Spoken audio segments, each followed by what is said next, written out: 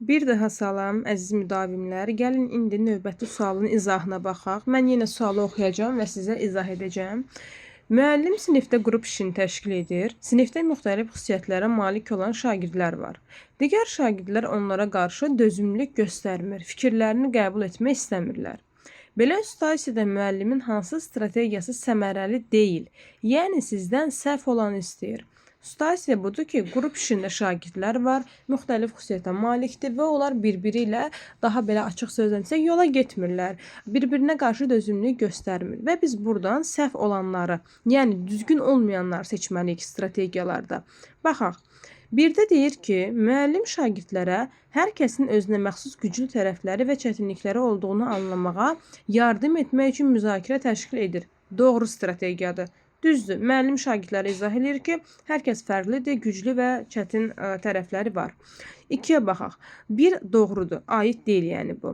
Qrupdakı ayrı-seçkiliyin qarşısını almaq üçün öncədən müəyyən olunmuş qaydalara əməl etməməyə görə şagirdləri cəzalandırır. Baxın, cəzalandırma sözü gördüyünüzdə artıq bilin ki, səhvdir. Səmərəli deyil, 2 səhvdir burada. Yəni 2-ni götürürük. Çünki şagirdlərə cəza vermək olmaz. 3-ə baxaq. Şagirdlərlə sinif iclası təşkil edərək başqalarının hiss və düşüncələrini anlamağın, fərqli fikirlərə dözümlülük nümayiş etdirməyin şəxslərarası münasibətdə əhəmiyyətini vurğulayır. Doğrudur, sinif iclası təşkil etmək olar, şagirdlərdə müəyyən dəyər aşılamaq olar, onlarda müəyyən fikirlər, dözümlülük və s. bunları öyrətmək olar. 3 doğrudur. 3-ü götürmürük, çünki yenə deyirəm bizdən səhv olanları istəyirdi. 2-ni götürdük. Müəllim valideyn iclası təşkil edib, onlara övladların belə davranışlarına ciddi nəzarət etməyi xahiş edir. Səhvdir. Niyə? İlk olaraq valideyn iclasında belə bir məsələdə ümumi danışmamalıyıq. Şagirdlərin, yəni ki, o bunu etdi, bu bunu etdi. Burada biz konfidensiallığı qorumalıyıq. Bunu da başqa cür sizə izah eləsəm, baxın, belə məsələlərdə ilk olaraq müəllim özü həll etməyə çalışmalıdır bir çox şeyi. Daha sonra iclasa keçə bilər. Yəni, birdən-birə durub bunu iclasa daşımaq düzgün deyil. 2, 4.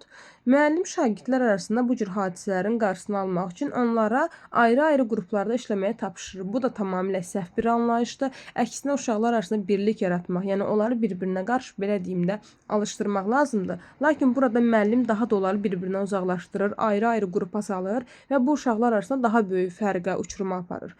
Və buna görə 2, 4, 5 A variantı. Yəni səmərəli olmayan üsullar bunlardır.